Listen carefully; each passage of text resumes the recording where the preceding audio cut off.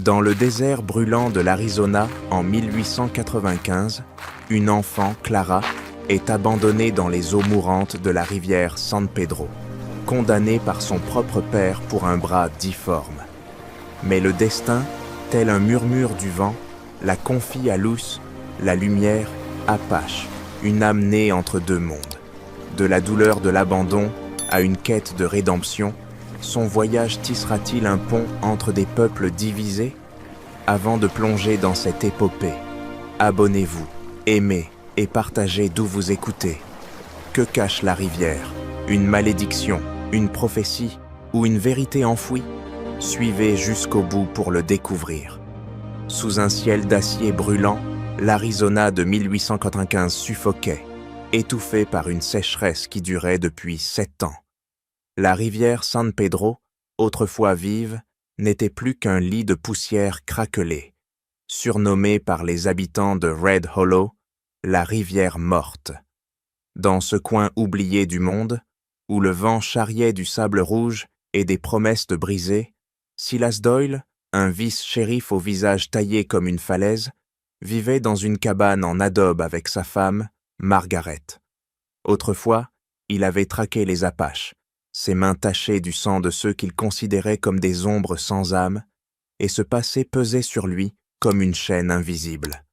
Chaque nuit, il scrutait l'horizon, guettant une malédiction qu'il croyait imminente. Ce soir-là, l'air était lourd, saturé d'une chaleur qui collait à la peau. Margaret, pâle et épuisée, gémissait dans l'ombre d'une lampe à pétrole vacillante, tandis qu'une sage-femme du village, Elisa, l'exhortait à pousser, ses mains calleuses guidant une vie nouvelle. Silas, dehors, mâchonnait un brin de paille séchée, ses bottes usées, creusant des sillons dans la terre aride. Ils étaient warmano pauvres, trop pauvres pour nourrir une bouche de plus, et la mine où ils travaillaient rapportait à peine de quoi survivre. Quand un cri perçant déchira la nuit, suivi d'un vagissement fragile, Elisa sortit, essuyant ses mains sur son tablier. « C'est une fille !» annonça-t-elle, mais son regard fuyait, chargé d'une ombre que Silas ne comprit pas immédiatement. Il entra, trouvant Margaret serrant l'enfant contre son sein, les joues baignées de larmes silencieuses. « Qu'est-ce qui ne va pas ?» demanda-t-il, s'approchant avec prudence, comme s'il craignait de briser quelque chose de plus fragile que l'enfant elle-même. Margaret écarta la couverture, révélant un bras droit tordu, replié comme une branche cassée, mal ressoudée. Silas sentit son cœur se glacer. Une fille, et difforme, dans un monde où même les forts succombaient à la faim et à la poussière. « C'est une punition », murmura-t-il, passant une main tremblante sur son visage marqué par le soleil et le remords. « Les Apaches que j'ai tués, leurs esprits nous maudissent. » Elisa, rangeant ses outils, parla sans lever les yeux. « J'ai vu des cas comme celui-ci. Parfois, ça s'améliore avec le temps, mais parfois... » Elle laissa la phrase en suspens, et le silence qui suivit était plus lourd que la chaleur écrasante.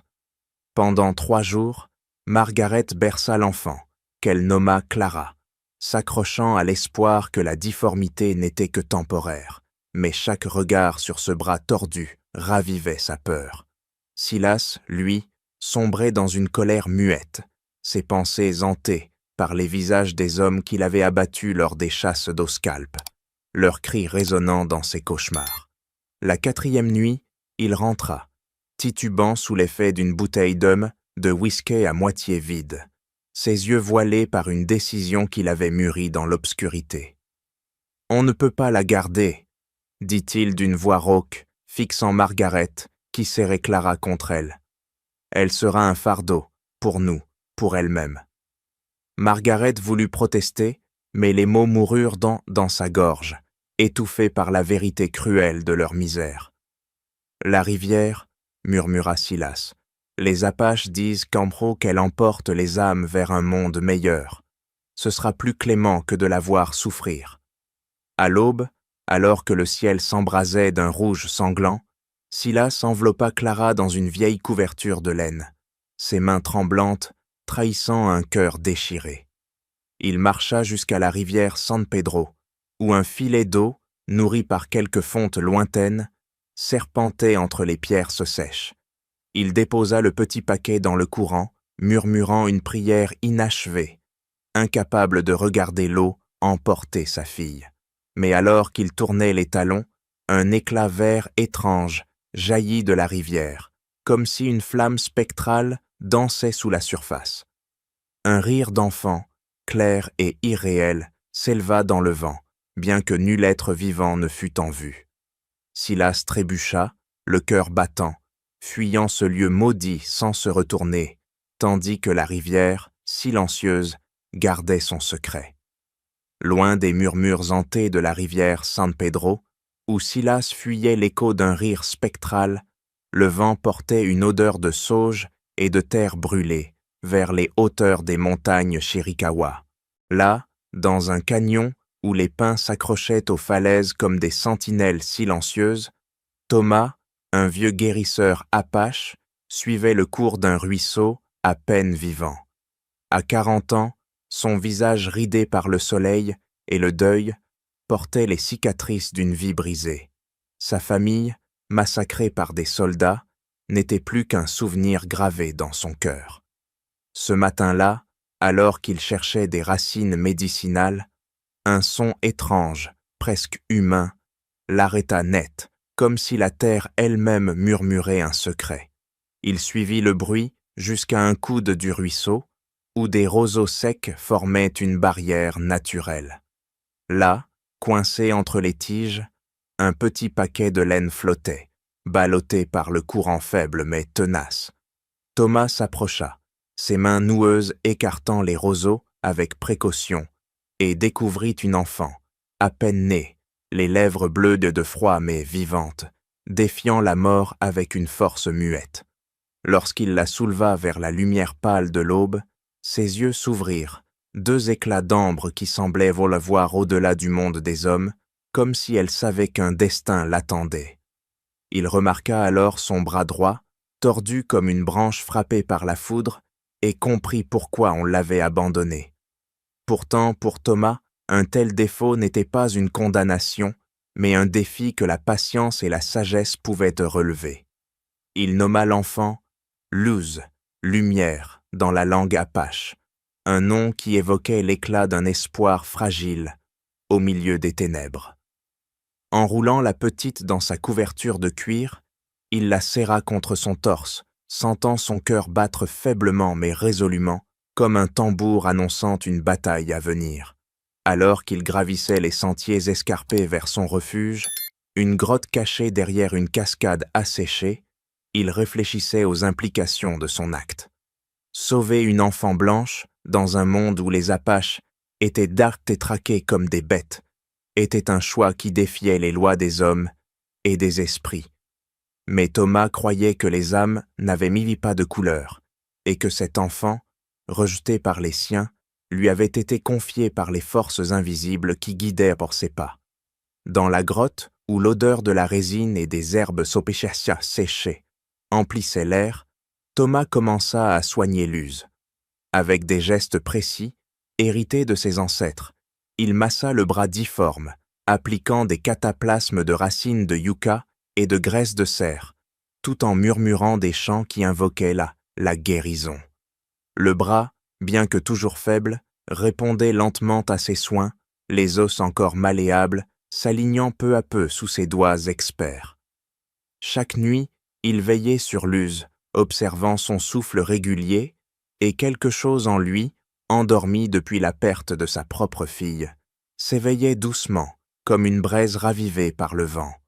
Une nuit, alors que la lune jetait une lueur argentée à travers l'entrée de la grotte, Thomas remarqua un détail qui le figea. Sur le bras de Luz, à peine visible sous la peau pâle, un motif en spirale semblait gravé, comme un tatouage naturel, identique à une gravure qu'il avait vue sur une pierre sacrée près de la rivière, un artefact apache vieux de siècles. Cette pierre, selon les anciens, portait une prophétie. Un enfant marqué par ce signe unirait deux peuples déchirés par la haine ou les mènerait à leur perte. Thomas sentit un frisson le parcourir, non pas de peur, mais d'une certitude étrange. Cet enfant, qu'il avait nommé Luz, n'était pas un hasard. Était-elle un don des esprits, ou une épreuve qu'il devrait affronter? Il resserra la couverture autour d'elle, décidé à la protéger, même si cela signifiait défier son propre peuple, qui verrait peut-être en elle une intruse, un présage de malheur. Au fil des jours, Thomas enseigna à Luz les secrets de la terre, comment écouter le pouwan des ruisseaux, reconnaître les plantes qui apaisaient la fièvre, ou celles qui fermèrent les plaies. La petite, bien que silencieuse, apprenait avec une avidité qui surprenait le vieux guérisseur. Ses yeux d'ambre semblaient absorber chaque mot, chaque geste, comme si elle portait en elle une mémoire ancienne, un écho d'un savoir qu'elle n'aurait pas dû posséder. Mais dans l'ombre, Thomas savait que le monde au-delà des montagnes ne resterait pas silencieux. Les hommes blancs, avec leurs fusils et leurs rancunes, viendraient un jour, et Luz, avec son signe mystérieux, serait au cœur d'un conflit qu'aucun d'eux ne pouvait encore imaginer. Alors que les ombres des montagnes Chiricahua s'étiraient sous un ciel déteint, lourde de secrets et de prophéties, l'année 1895 apportait une sécheresse impitoyable qui asphyxiait Red Hollow, où les habitants luttaient pour survivre. Dans ce désert où chaque goutte d'eau était un trésor volé à la terre craquelée, Luz, désormais âgé de 15 ans, suivait Thomas à travers les sentiers escarpés, son sac de cuir rempli d'herbes médicinales battant contre sa hanche.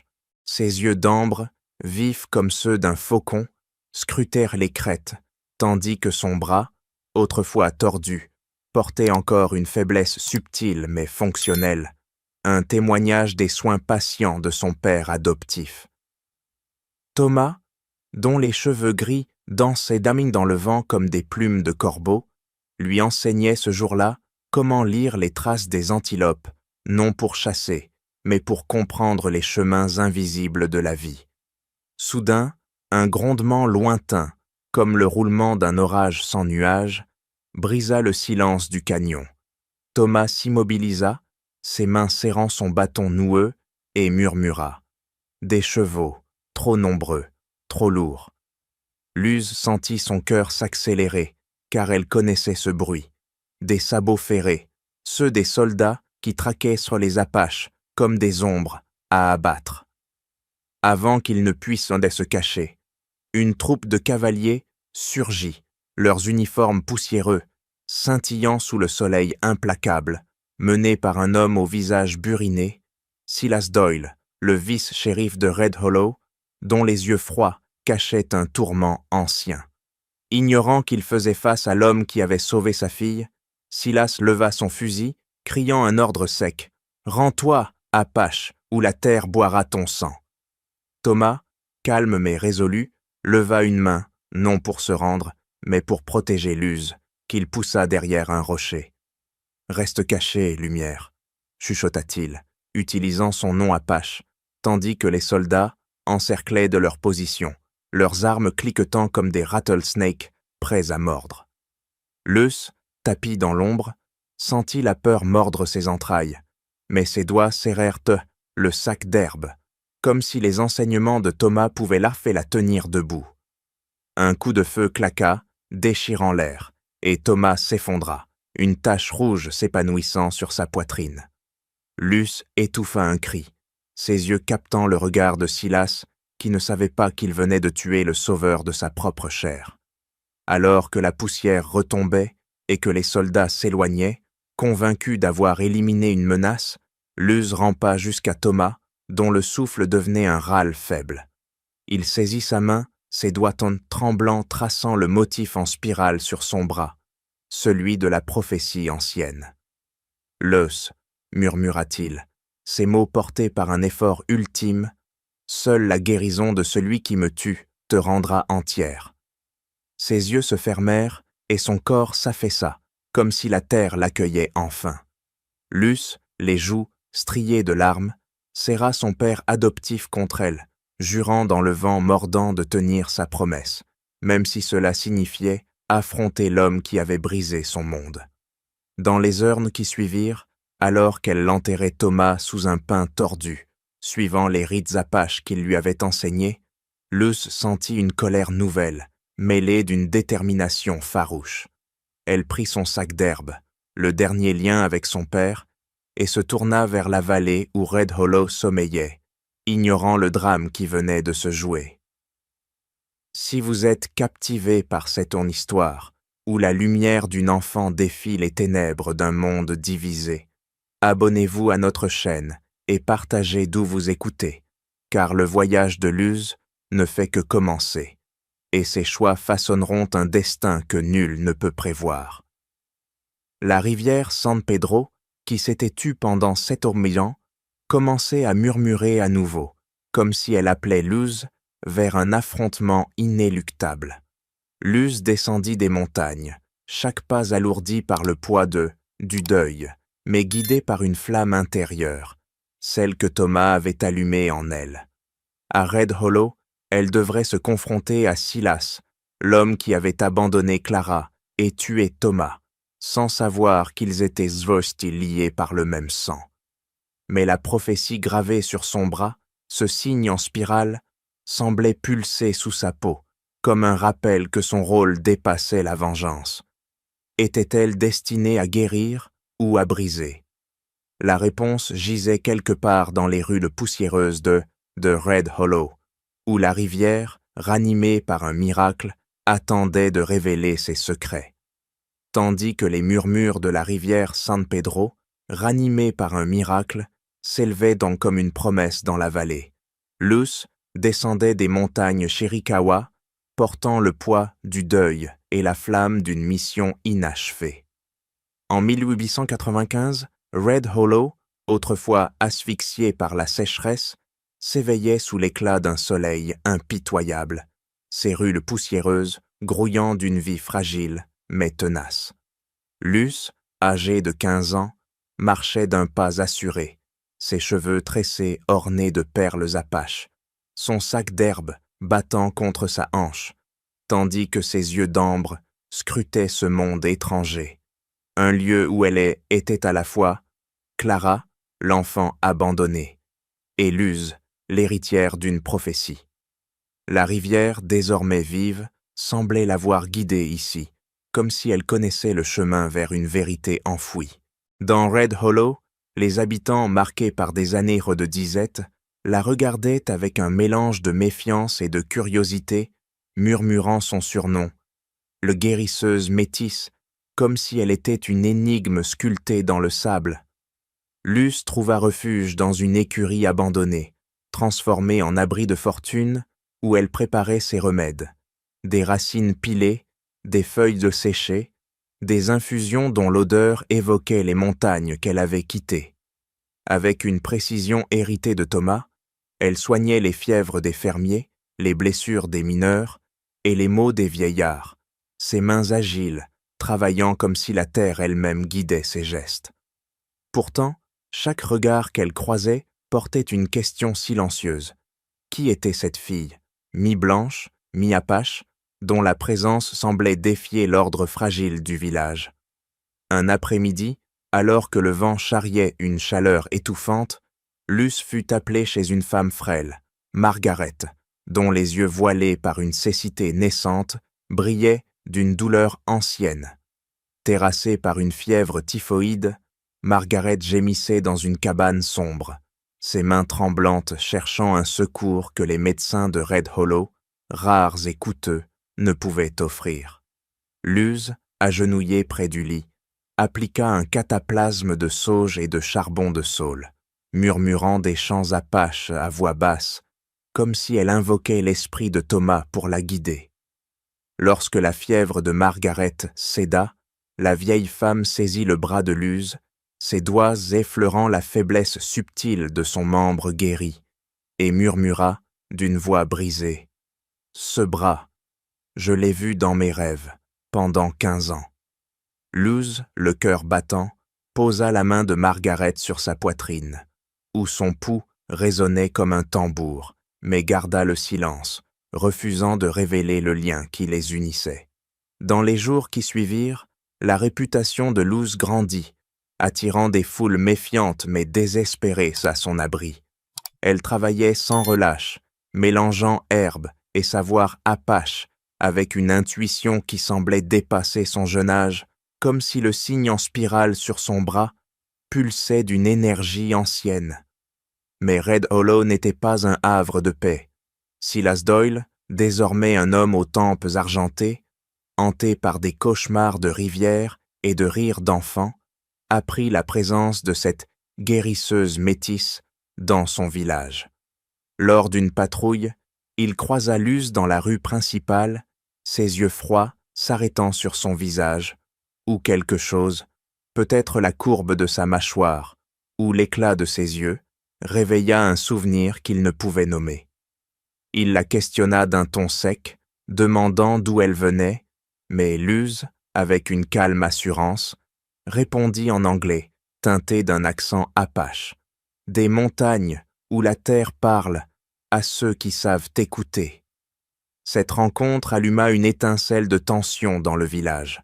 Certains habitants, reconnaissant pour les guérisons de Luz, commençaient à murmurer qu'elle était un don, une réponse à la rivière revenue à la vie. D'autres, influencés par les récits de Silas sur les Apaches, voyaient en elle une menace, une intruse portant la marque d'un peuple qu'ils craignaient. Une nuit, alors que Luz préparait une infusion sous la lueur d'une lampe à pétrole, une ombre passa devant son abri. Un homme, envoyé par Silas, observait ses gestes, notant chaque détail pour son rapport. Luz, sentant le danger, resserra son sac d'herbe, consciente que sa présence à Red Hollow, si proche de l'homme qui avait tué Thomas, était un fil tendu au-dessus d'un précipice. La prophétie, gravée dans le signe sur son bras, semblait s'animer, comme si chaque remède qu'elle administrait, chaque vie qu'elle sauvait, la rapprochait d'un affrontement inévitable avec Silas, l'homme lié à son passé par le sang et la tragédie.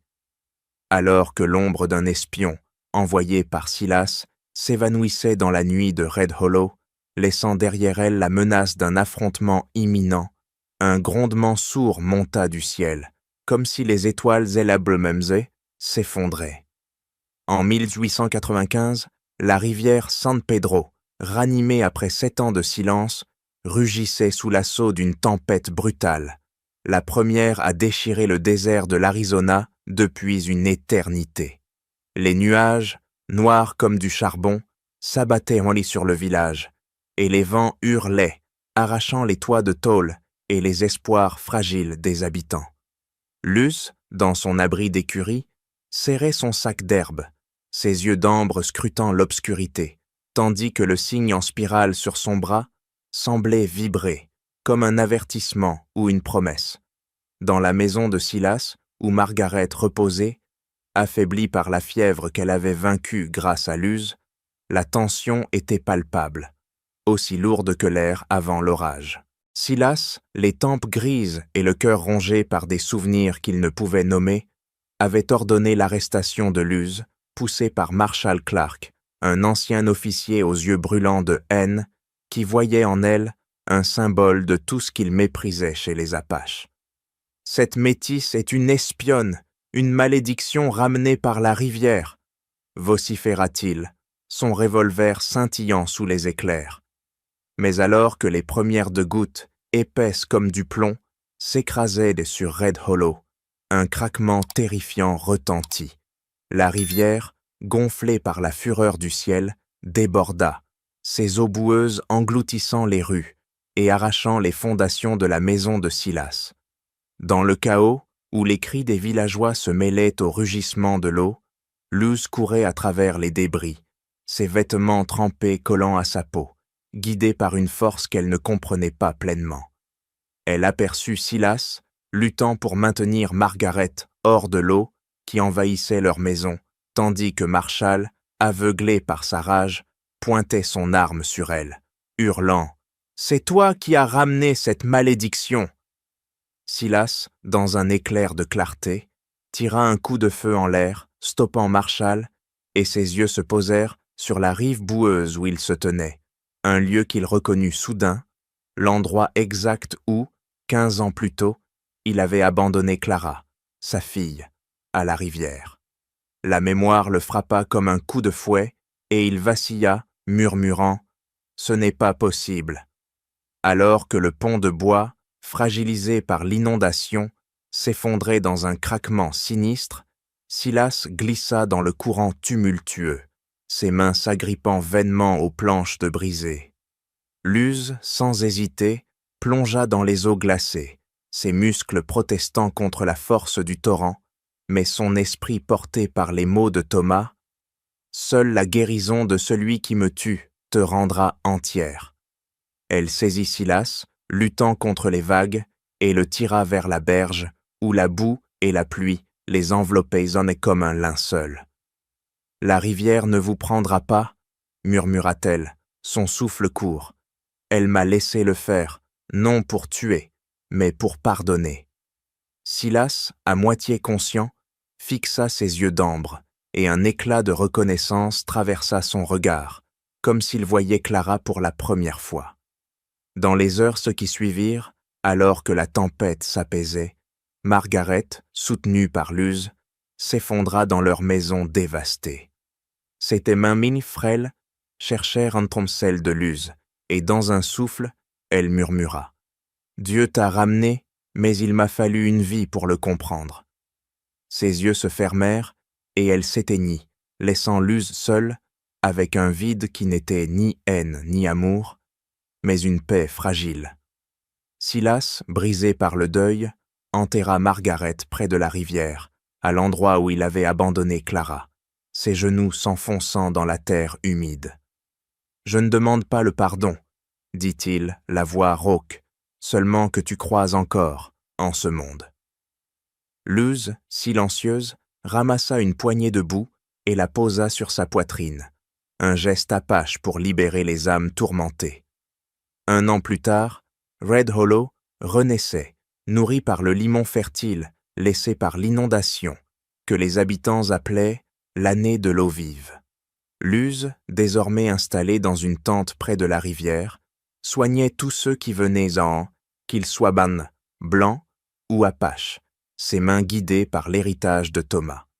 Marshall, les cheveux blanchis, passait parfois, apportant des remèdes et écoutant en silence les chants apaches de Luz.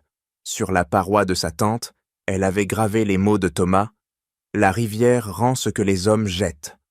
Sous un ciel d'azur, Luz chevauchait le long de la rivière, ses eaux scintillant comme des cicatrices d'émeraude, murmurant « La rivière ne m'a pas prise, elle m'a appris à revenir ». Sous le ciel d'azur de l'Arizona, l'histoire de Luz, née d'un abandon et forgée par la rivière, touche à sa fin, mais ses échos résonnent encore. Qu'a éveillé en vous ce voyage entre vengeance et pardon, entre deux mondes déchirés? Partagez vos pensées dans les commentaires. Dites-nous d'où vous venez, car chaque voix ajoute une étoile à cette légende du désert. Nous sommes honorés de vous avoir accompagnés dans ce récit, et votre présence illumine notre chemin. Rendez-vous bientôt pour une nouvelle épopée, où la poussière et les rêves se rencontrent sous l'ombre des montagnes Chiricahua.